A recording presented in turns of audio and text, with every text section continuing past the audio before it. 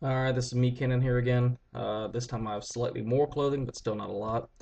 Um, so let's see. This is my Genex deck. Genex they're fun to play with.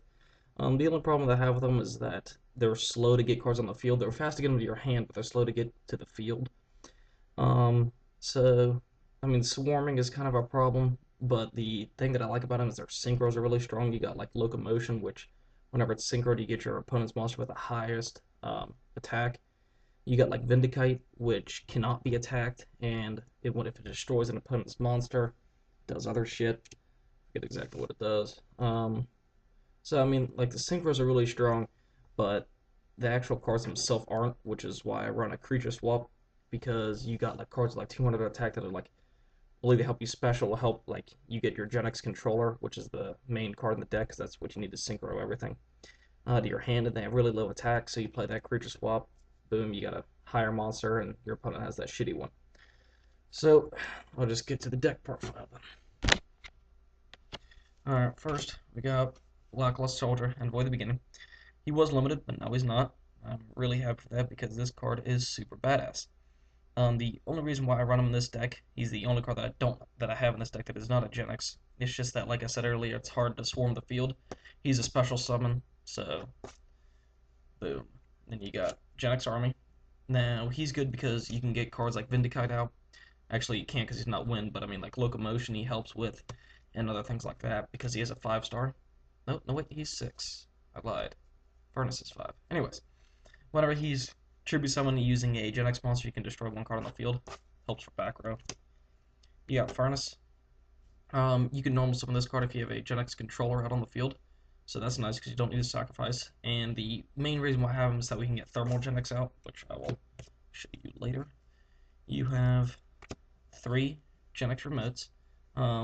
The reason why I run 3 of the effect ones what this one does is makes one of your monsters a Genex controller.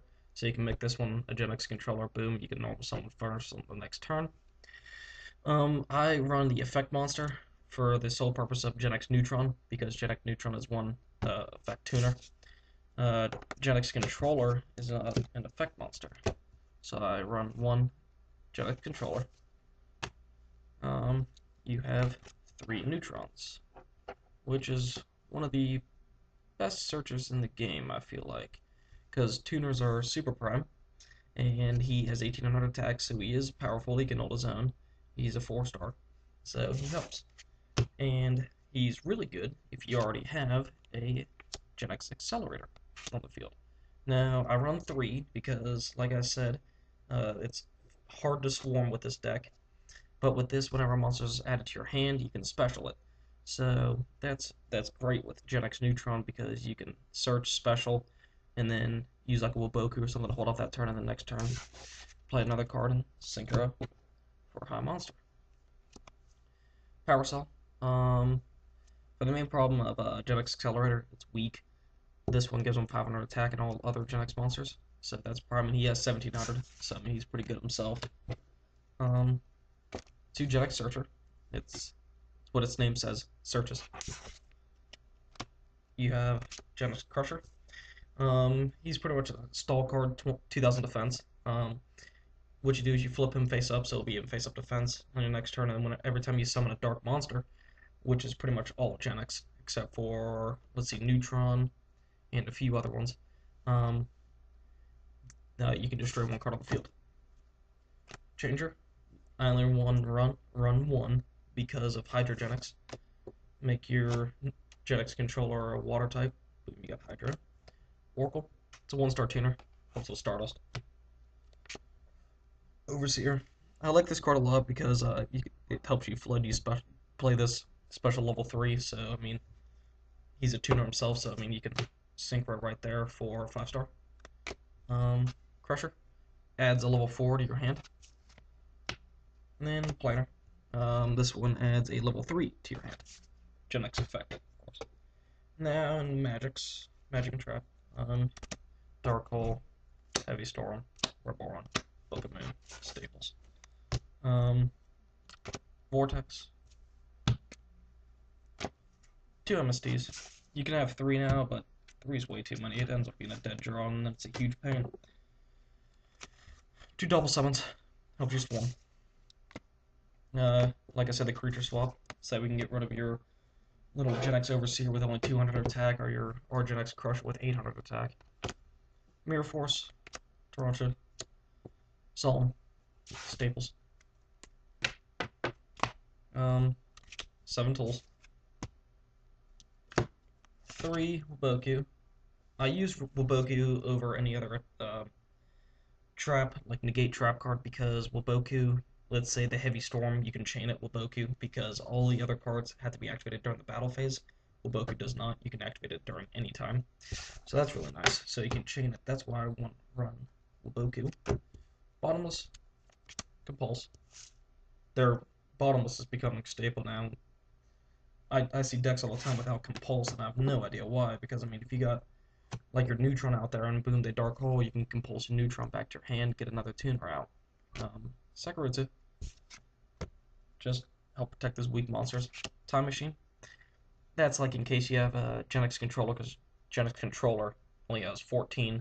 Then if you have the Genex Remote, which only has 1800 defense, I think, and 800 attack.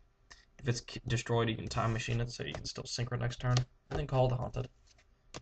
Bring back your monsters. Now to get into the side deck. I'm going to start off with highest monsters first, and go into the least. First you have Locomotion. This one I feel like is the strongest monster. Probably one of the strongest Synchro monsters. Whenever it's summoned, you can get your opponent's monster with the highest attack. So you can get a Shien, which will really piss off your opponent, especially because they're limited now. Thermal Genex. That's why I run the Furnace. You need a Furnace and Thermal, and this one gains 200 attack for each fire, and you're already going to have 1 fire, so he's already at 26. That's the only fire that I have in this deck, though. So he's at 26, and then every time it destroys an opponent's monster, inflict battle damage for the number of Genex monsters that you have in your graveyard times 200. So if you Synchro, every time you, like, there's 2 monsters in your graveyard right there. Vindicate. This one cannot be destroyed by battle. Well, actually, your opponent can attack this monster. Then, whenever it destroys an opponent's monster, you can get 1 Genex monster from your deck to your hand. Now, this one is Genex Axle. I've never actually got this card out on the field. He has 2600 attack, but the only reason why I have him in there is because of he's an 8-star, and you'll actually surprisingly use a lot of 8-stars and a lot of 7s too. Stardust, it's pretty much a staple now. 2 Triforce. Triforce is sweet. For some reason, I always end up synchroing him with a Neutron. And his effect is if you synchro using a light, which a Neutron is, you can special summon it from your graveyard and face down defense position. So that's really, really awesome. Windmill. This one will be your. This one you'll use like your accelerator. That's wind, and then your Genex controller. Now this one's cool because you can. Let's see.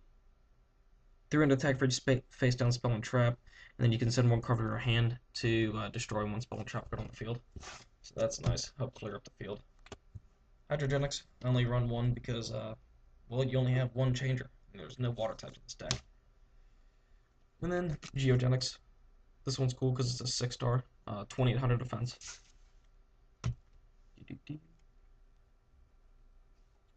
And then 3 Tri-Arm.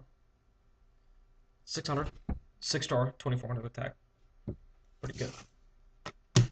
So, thanks for watching. Same as usual. If you have comments, constructive criticism is always nice, but if you're gonna lip off, I don't want to hear that shit. So, later.